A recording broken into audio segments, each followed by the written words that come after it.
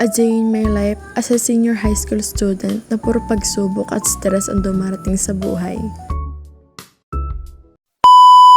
Good morning mga guys, samahan niyo nga pala ako sa aking vlog na ray. Ay kagigising ko nga laang at ako'y nag-excuse dun sa teacher ko. Dahil nga namaga ang aking tainga. Ako na may kahit may nararamdaman ako'y kilos ng kilos.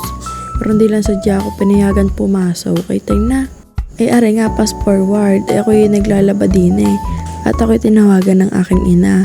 Maglaba daw ako at ako daw walang dadalhing damit bukas at ako nga ay palipa at magbibinyag at birthday nga ang aking pamangkin sa linggo. Ako na may naglaba nga kahit masakit ng aking tainga. Gayon sadya pag mga mababait at masisipag na anak, susunod agad. Kaya rin nga fast forward uli, ako'y nagsasampay na din ay hindi na ako nakapag-video ng pagbabanlaw at ng pagkukulor ng puti na damit na aray.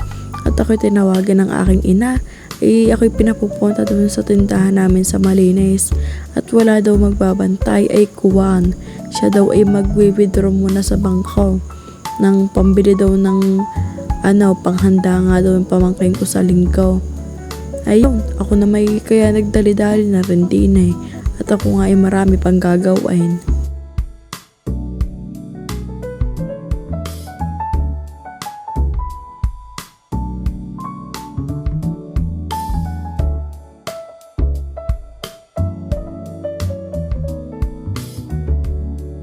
Are nga, pagtapos kong maglaba ako na may naglinis muna din ng kapiraso. Ako nagpis-pis-pis-pis muna din sa aking kwarto. Sadyang pagkakadumay. Hanggang namang basta na ako makatapon din sa sahig ng mangkalat. At paggabi ako'y marami laging pagkain at syempre spoiled sa syota.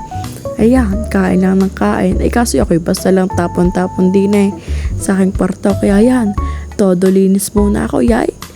Kung magmadali ako diyan at sadyang nakailang tawag ng aking ina na sana daw ako kung anong oras pa daw ako pupunta. Are nga, ako'y naglinis po ng ibabaw na aking Durabox at sadya na pagkakadumi, pagkakagulo. Tingnan nyo na lang, mamaya ipapakita ko kung anong kakalabasan ng aking inaayos na aray. Sige, hintay laang at papakita ko mamaya.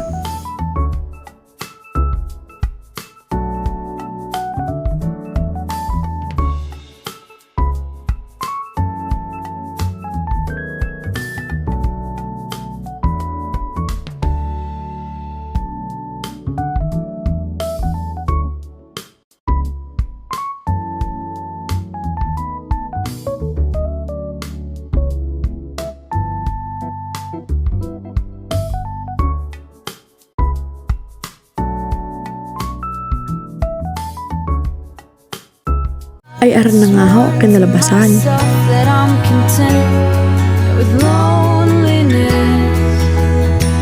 Because none of it was ever worth the risk. Well, you are the only exception.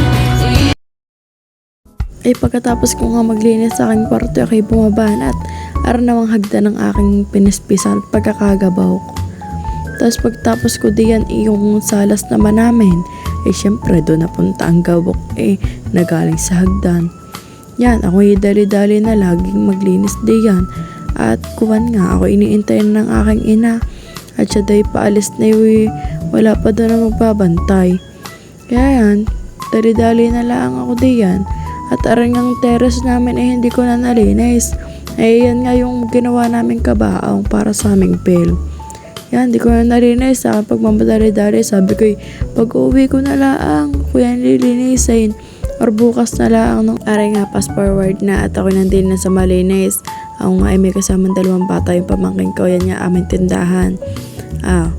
Tingnan nyo naman isang tao dyan, pakyut ng pakyut. Kala mo hindi masakit yung tenga. Kala mo naman hindi pa iyak na kanina. Ayan yung ina ko kasama yung pamangkin kong dalawa at kausap nila yung ate ko.